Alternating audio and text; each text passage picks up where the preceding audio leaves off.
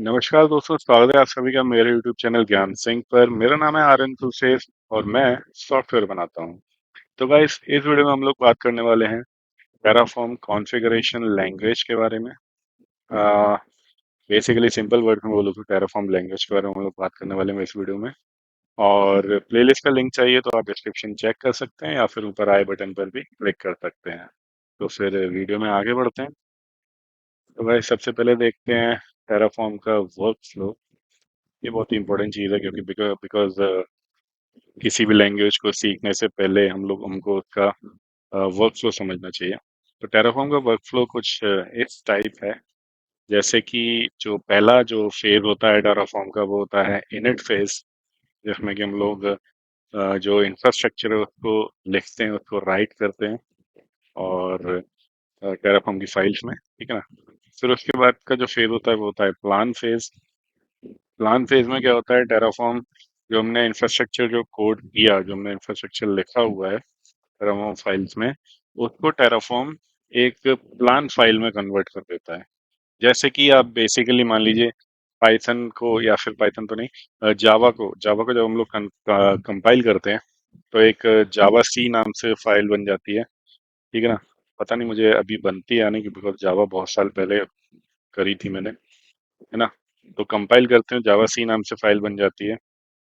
और तो इसी तरीके से प्लान फेज में भी टेराफॉर्म एक प्लान फाइल बना लेता है अपने पास, ठीक है ना, जिसमें कि वो प्लान करता है कि ये इंफ्रास्ट्रक्चर में ये रिसोर्सेज सारे डिप्लॉय होने वाले हैं, ठीक है। या फिर ये रिसोर्सेज एडिट होने वाले हैं, रेस्टोरेंट जो भी आपने चेंजेस करें उसका पूरा प्लान बना लेता है प्लान फेज में। फिर अप्लाई फेज में जब आप प्लान को अप्रूवल दे देते हो, मतलब वो एक्चुअली में अप्रूवल मांगता है आपसे, यस और नो में, आप उसको जब प्लान को अप्रूवल दे देते हो तो फिर वो उसको प्लान को अप्लाई कर देता है, यानी कि इंफ्रास्ट्रक्चर को बिल्डअप कर देता है उसी टेराफॉर्म कोड से जो आपने लिखा हुआ है, ठीक है ना। तो ये तीन फेज होते हैं टेराफॉर्म के: init, plan and apply. Init को आप राइट भी बोल सकते हो। मैं इनिट यहाँ पर इसलिए बोल रहा हूँ बिकॉज ये टेराफॉर्म की तीन बेसिक कमांड्स होती हैं: Terraform init, Terraform plan, Terraform apply, ठीक है। इसी के बेस पर मतलब इसी से टेराफॉर्म रन होता है बेसिकली, ठीक है ना। टेराफॉर्म की जो भी फाइल होती है वो इन्हीं तीन कमांड से रन होती है। तो यहाँ पर यही तीन फेज होते हैं टेराफॉर्म के, इसी में पूरा टेराफॉर्म बेस है। नेक्स्ट हम लोग देखते हैं what is Terraform configuration language. तो वही जो मैंने आपको बताया कि टेराफॉर्म कॉन्फ़िगरेशन लैंग्वेज वही लैंग्वेज जिससे कि हम लोग पूरा टेराफॉर्म का इंफ्रास्ट्रक्चर लिखते हैं टेराफॉर्म लैंग्वेज में, ठीक है ना। उसी को हम लोग टेराफॉर्म कॉन्फ़िगरेशन लैंग्वेज बोलते हैं। तो यही बेसिकली मैंने लिखा हुआ है डेफिनेशन में, अगर आप चाहो तो पढ़ सकते हो, बट बेसिक बेसिक यही है कि टेराफॉर्म लैंग्वेज होती है, ठीक है। जैसे कि सेकंड पॉइंट्स में आप लिख सकते हैं, देख सकते हैं, Terraform language also let's you define dependencies between resources and create multiple similar resources from a single configuration block। ये एक एडवांटेज है टेराफॉर्म कॉन्फ़िगरेशन लैंग्वेज। मतलब यार बेसिकली ये एक बात समझो ना, जो मैंने 50 वीएम्स का जो एग्जांपल दिया था पिछली वाली वीडियो में, तो आपने मान लीजिए एक वीएम का कॉन्फ़िगरेशन लिख दिया आपने, ठीक है ना, टेराफॉर्म लैंग्वेज में। आप उसी को कॉपी पेस्ट कर करके 50 बना सकते हो या फिर लूप भी लगा सकते हो, ठीक है ना। तो ये फायदे होते हैं कॉन्फ़िगरेशन लैंग्वेज के। ये हर एक प्रोग्रामिंग लैंग्वेज के फायदे होते हैं, तो टेराफॉर्म में ऐसा कुछ नया है नहीं। तो वही है, ठीक है ना। मैं आपको सिंटैक्स सिखा देता हूँ टेराफॉर्म कॉन्फ़िगरेशन लैंग्वेज का। ये कुछ सिंटैक्स है टेराफॉर्म कॉन्फ़िगरेशन लैंग्वेज का। इसमें जो आप ऊपर वाला पार्ट देखेंगे, ये वाला जो पार्ट है, ये पार्ट तो एक एग्जांपल है, नीचे वाले पार्ट पे फोकस करते हैं पहले। तो यहाँ पर ब्लॉक टाइप होता है पहला। तो ब्लॉक टाइप टेराफॉर्म में कुछ ब्लॉक टाइप्स हैं, वो मैं आपको बताऊंगा अभी, ठीक है। पहले ब्लॉक ब्लॉक टाइप देते हैं, फिर ब्लॉक का लेबल, मतलब ब्लॉक का नाम, या फिर कह लीजिए आप जो एपीआई जो आप कॉल करने वाले हैं उसका नाम यहाँ पर देते हैं। फिर यहाँ पर आता है उस ब्लॉक का नाम या फिर लेबल, ठीक है। तो इन दोनों में कंफ्यूज मत होना, यहाँ पर एपीआई का नाम होता है, यहाँ ब्लॉक का नाम होता है, ठीक है। लिखे दोनों एक ही हैं बट ये डिफरेंट होते हैं, ठीक है। और यहाँ पर हम सारे के सारे जो भी ये एपीआई के आर्ग्यूमेंट्स हैं वो सारे पास करते हैं। सिंपल यही होता है ये। सिंपल एपीआई कॉल की तरह से काम करता है। मैं पिछली वाली वीडियो में भी बता चुका हूँ आपको, टेराफॉर्म एक एपीआई कॉल सिस्टम है, एपीआई कॉलिंग का यूटिलिटी टूल है जो कि इंफ्रास्ट्रक्चर को बिल्ड करता है। तो यही बेसिक सिंटैक्स है। नेक्स्ट चीज देखते हैं। नेक्स्ट चीज है हमारे पास में फाइल्स एंड डायरेक्टरीज टेराफॉर्म में कैसी होती हैं। तो मैं ना सबसे पहले आपको एक बेसिक डायरेक्टरी दिखा देता हूँ टेराफॉर्म की। ठीक है। तो ये एक मैंने सिंपल सा इंफ्रास्ट्रक्चर कोड लिखा हुआ है टेराफॉर्म। मैंने क्या किया है, एक फोल्डर बनाया है AWS में। आप फोल्डर नाम जो चाहे आप ले सकते हैं। ठीक है। मैंने फोल्डर बनाया हुआ है एक। ठीक है। और फिर मैंने इसके बाद में जो सबसे पहली फाइल बनाई थी वो मैंने बनाई थी input auto dot T F dot JSON. ठीक है। ये लंबा चौड़ा नाम है। अब क्या करें, इतना ही लंबा चौड़ा है जो भी है, टेराफॉर्म में यही है। ठीक है। तो ये input auto T F dot JSON ये है। इसमें हम लोग इनपुट लेते हैं टेराफॉर्म। ठीक है। जैसे कि पाइथन में कमांड लाइन से इनपुट ले सकते हैं ना, वैसे ही टेराफॉर्म में कमांड लाइन से इनपुट तो नहीं ले सकते, बट इस TF-Values फाइल से, ये जो TF-Values फाइल्स है ना, फाइल है ना, इससे हम इनपुट ले सकते हैं टेराफॉर्म। ठीक है। अब ये TF-Values फाइल्स दो टाइप की होती हैं टेराफॉर्म में। पहली होती है डॉट जेसन वाली, और जो दूसरी होती है डॉट TF-Values वाली। सिर्फ मतलब इसमें डॉट जेसन नहीं होता, डॉट TF-Values होते हैं।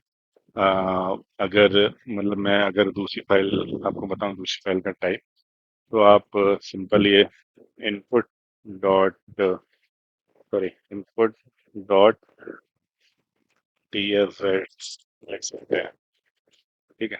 तो ये ये फाइल टाइप होता है, एक ये फाइल टाइप होता है। ये दोनों फाइल टाइप इनपुट के लिए होते हैं, मतलब पैराफॉर्म में इनपुट लेने के लिए है। और आप फाइल का नाम कुछ भी रख सकते हैं। मैंने यहाँ पर इनपुट रखा हुआ है, आप अपना नाम रख सकते हैं। ठीक है। फाइल आपकी है भाई, कोई भी नाम रखिए, but extension dot T F होना चाहिए। ठीक है।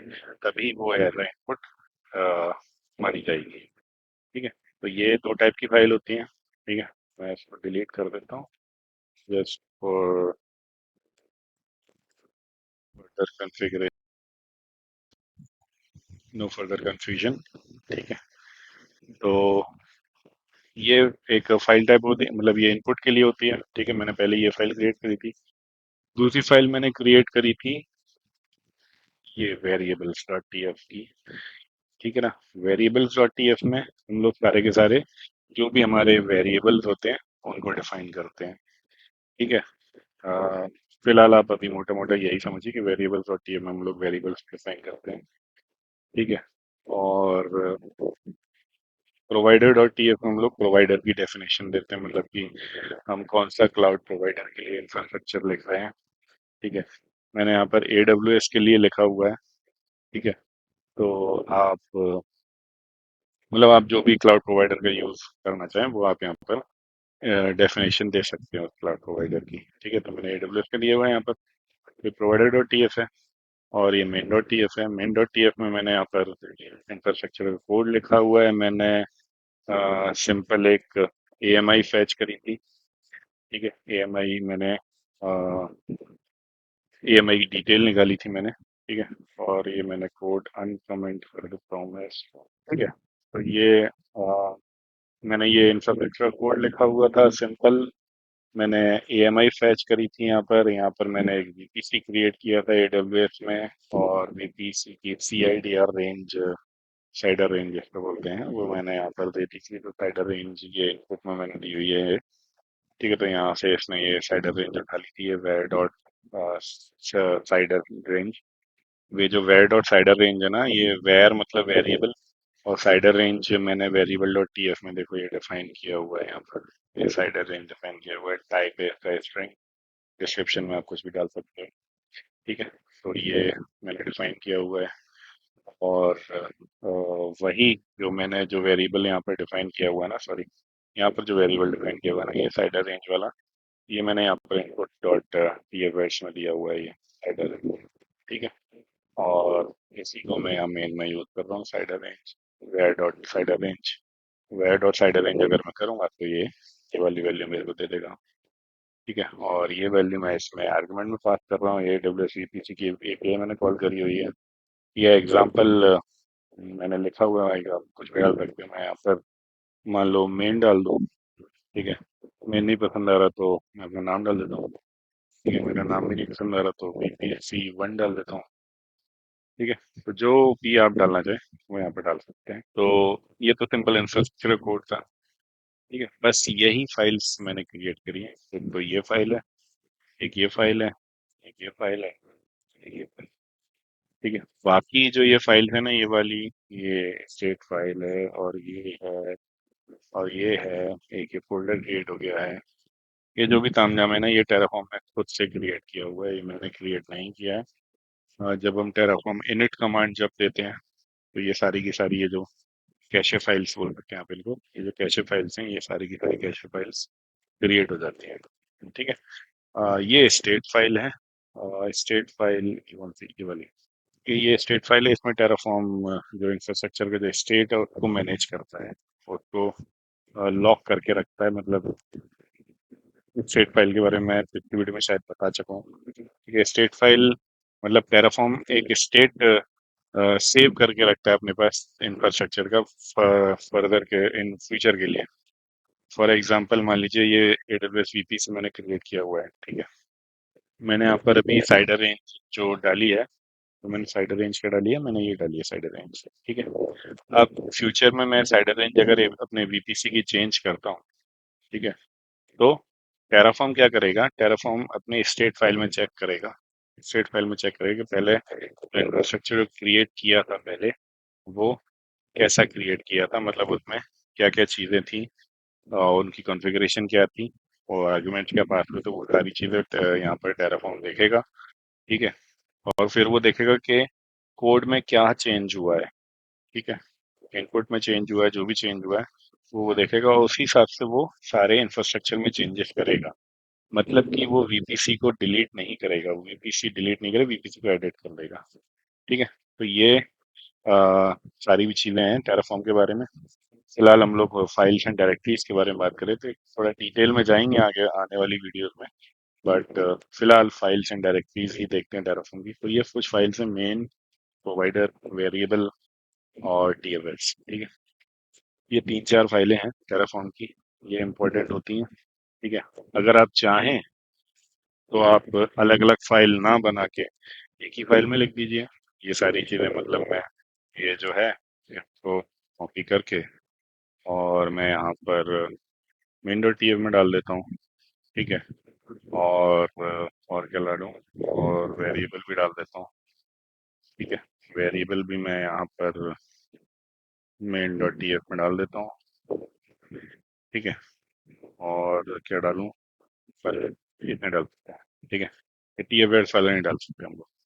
ठीक है, ये थोड़ा डिसएडवांटेज है, ये वाला नहीं डाल सकते। बाकी सारी चीज़ें आप एक ही फाइल में डाल दीजिए। टेराफॉर्म मना नहीं करेगा चलने के लिए, टेराफॉर्म फिर भी चलेगा। ठीक है, बिकॉज टेराफॉर्म का कहना ये है कि आप जो कोड है अपना वो सिंगल फाइल में लिखिए या मल्टीपल फाइल्स में लिखिए। मल्टीपल फाइल्स में हम लोग अपनी सहूलियत के हिसाब से लिखते हैं। ठीक है, मतलब हमको रीडेबिलिटी अच्छी हो इसलिए हम लोग मल्टीपल फाइल्स में लिखते हैं। मतलब टेराफॉर्म की तरफ से ऐसा कुछ नहीं है कि आप मल्टीपल फाइल, मतलब ये जो प्रोवाइडर डॉट TF है, प्रोवाइडर डॉट TF ही होनी चाहिए, या वेरिएबल डॉट TF ही होनी चाहिए, तभी उसमें वेरिएबल्स जाएंगे। ऐसा कुछ नहीं है।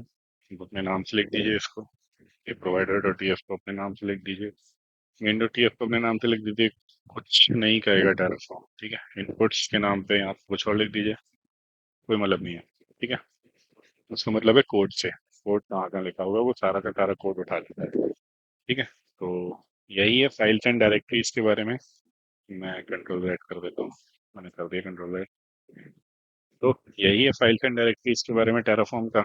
बस अभी आगे बढ़ते हैं। आगे एक चीज़ और बता देता हूँ मैं। अ, चलो मैं जब मैं वो मॉड्यूल्स पढ़ाऊंगा तभी बताऊंगा। ठीक है, तो फाइल्स एंड डायरेक्टरीज के बारे में मैंने बता दिया है। नेक्स्ट हम लोग देखते हैं रिसोर्सेस क्या होते हैं टेराफॉर्म में। तो ये रिसोर्स क्या होता है, ये रिसोर्स ब्लॉक क्या होता है टेराफॉर्म में। आपको जब भी कोई API कॉल करनी होती है टेराफॉर्म में, API मेरा मतलब है जो क्लाउड की जो इंफ्रास्ट्रक्चर की जो API है, और जब भी आपको कॉल करनी होती है तो आप ऐसे रिसोर्स ब्लॉक में ही कॉल कर पाएंगे।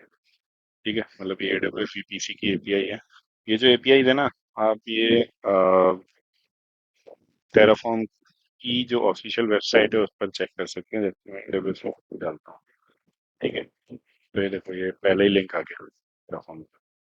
ठीक है, तो यहाँ पर आप चेक कर सकते हो, आपको यहाँ पर एन नंबर ऑफ एपीआईज मिल जाएंगी हर एक प्रोवाइडर की। ठीक है, मतलब हर एक चीज़ के लिए एपीआई मिल जाएगी आपको यहाँ पर। ये देखो, ये बहुत सारी एपीआई है। कोई भी एपीआई यहाँ पर कॉल कर सकते हैं, बट एपीआई जो भी होगी ना, वो आपको ये रिसोर्स ब्लॉक में ही कॉल करनी होगी। ठीक है, और यहाँ पर उस होगा उस ब्लॉक का नाम। ठीक है, ये नाम क्यों होता है ये भी मैं आगे बताऊंगा। ठीक है, तो यही होता है रिसोर्स ब्लॉक। ठीक है, सिंपल सी बात है। ठीक, रिसोर्स हो गया। नेक्स्ट हम लोग समझते हैं व्हाट आर डेटा सोर्सेस।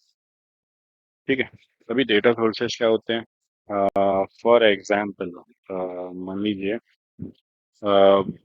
कोई डेटा पड़ा हुआ है बाहर, मतलब outside outside of your infrastructure कोई डेटा पड़ा हुआ है, या फिर आप ही के इंफ्रास्ट्रक्चर में कोई डेटा पड़ा हुआ है। ठीक है, आपको वो रीड करना है। तो टेराफॉर्म उसको रीड कैसे करेगा? टेराफॉर्म उसको रीड करेगा डेटा से। ये जो डेटा सोर्सेज है ना, ये डेटा सोर्सेज इनसे रीड करेगा। ठीक है, अब टेराफॉर्म में डेटा सोर्सेज कुछ प्री डिफाइंड होते हैं। ठीक है ना, जैसे कि प्री डिफाइंड क्या, सारे के सारे डेटा सोर्सेज टेराफॉर्म में प्री डिफाइंड ही होते हैं। ठीक है, कस्टम आप नहीं कर सकते हैं अपने। ठीक है, तो डेटा सोर्सेज का फायदा क्या होता है? आप बाहर का डेटा रीड कर सकते हैं। ठीक है, बाहर का डेटा रीड करने का मतलब क्या होता है, जैसे कि मैं आपको ये दिखा देता हूँ इसका एक। तो ये देखो, ये डेटा सोर्सेज है। ठीक है, अब डेटा सोर्सेज में क्या होता है, जो भी आपकी नंबर ऑफ वीपीसी, या मतलब ये जो यहाँ पर एएमआई है ना, तो ये जो भी एएमआई हैं, ठीक है ना, उसको आपको लाके फैच करके आपके पास ले आएगा डेटा।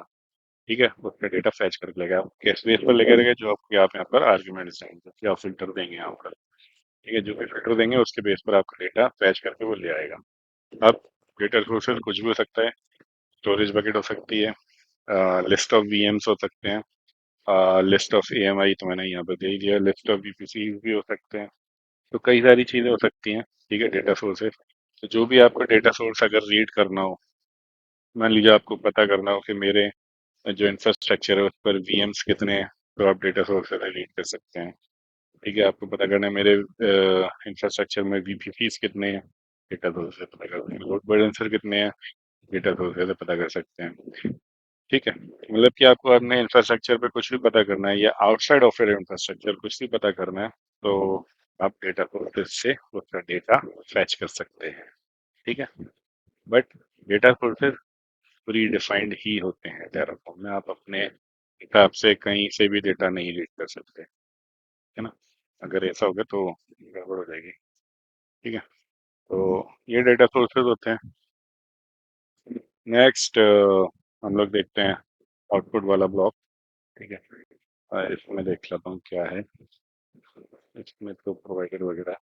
तो मैं पहले आउटपुट बता देता हूँ आपको। ठीक है, अब मान लीजिए मैंने ये डेटा फैच कर लिया, मतलब मैंने लिस्ट ऑफ एएमआई को फैच कर लिया। मैं उसको स्क्रीन पर, यानी कि जो मेरा कमांड प्रॉम्प्ट है उस पर कैसे प्रिंट करूंगा, मुझे दिखेगा कैसे क्या डेटा आया? तो उसके लिए हम लोग यहाँ पर टेराफॉर्म में यूज करते हैं आउटपुट।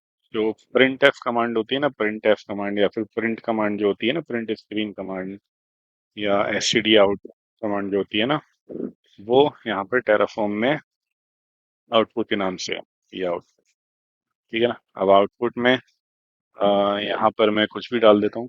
मैंने अपना नाम डाल सकता हूँ यहाँ पे मैं। ठीक है, मैंने अपना नाम डाल दिया। ठीक है, कुछ भी डाल सकता हूँ आउटपुट। ठीक है, फिर मेरी मर्जी। बट ये ये स्क्रीन पर कैसे प्रिंट होगा पता है? ये स्क्रीन पर कैसे, ये ऐसे प्रिंट होगा, आर्यन इक्वल्स टू, और फिर जो डेटा जो फैच होके आएगा वो डेटा। ठीक है, तो इस तरीके से ये फैच होगा, वो सॉरी प्रिंट होगा। ठीक है, तो यहाँ पर आप जो भी डालना चाहे वो डाल सकते हैं। ठीक है, मैंने यहाँ पर अपना नाम डाल दिया है, मैं सिंपल राइट कर देता हूँ। ठीक है, और फिर यहाँ पर वैल्यू में क्या आएगा? वैल्यू एक वैल्यू ही यहाँ पर। ठीक है, वैल्यू में जो आएगा वो आएगा जो डेटा सोर्स का डेटा आपको प्रिंट करना है वो। ठीक है, मैंने यहाँ पर डेटा डॉट AWS AMI ठीक है। डॉट EMI, ये EMI, ठीक है। मैं यहाँ पर अगर अगर मैं यहाँ पर वेट अगर मैं यहाँ पर अपना नाम डाल दूँ, ठीक है, या फिर अपना नाम मैं डाल दूँ, मैं एप्पल डाल दूँ, ठीक है, मुझे यहाँ भी एप्पल डालना पड़ेगा, ठीक है, तभी ये कॉल करेगा वरना एरर दे देगा, ठीक है, तभी ये डेटा को प्रिंट करेगा, ठीक है। तो यही होता है डेटा सोर्स, और यही होता है आउटपुट, ठीक है। आउटपुट में मैं डेटा सोर्स ही नहीं, मैं रिसोर्स को भी प्रिंट करवा सकता हूँ। कैसे करवा सकता हूँ, जैसे कि ये AWS VPC है ना, इसको मैंने लिया, यहाँ पर कॉपी कर दिया AWS VPC, और ये VPC 1 है, और तो इसको मैंने यहाँ प्रिंट कर दिया VPC 1। अब ये जो डेटा, जो आउटपुट है ना, ये आउटपुट ब्लॉक, ये जो भी प्रिंट करेगा ना, वो इस VPC की डिटेल प्रिंट कर देगा, मतलब जो कि ये VPC जो क्रिएट हुई ना, उसकी डिटेल प्रिंट करके दिखा देगा मेरे को। मतलब उस VPC में साइडर रेंज, ये VPC का नाम, ये हुआ, ये सारी जो भी आईडी वाईडी जो भी क्रिएट करी होगी ना, वो मेरे को दिखा देगा यहाँ पर, ठीक है। मतलब क्रिएट होने के बाद जो भी आईडी असाइन होगी उसको, वो सारी चीजें यहाँ पर आउटपुट में दिखा देगा मुझे। तो ये आउटपुट ब्लॉक होता है, प्रिंट एफ की तरह होता है आउटपुट ब्लॉक, ठीक है। यहाँ पर ये अगर दिखा रहा है तो मैंने एक पतली पे डिलीट कर दिया, ठीक है।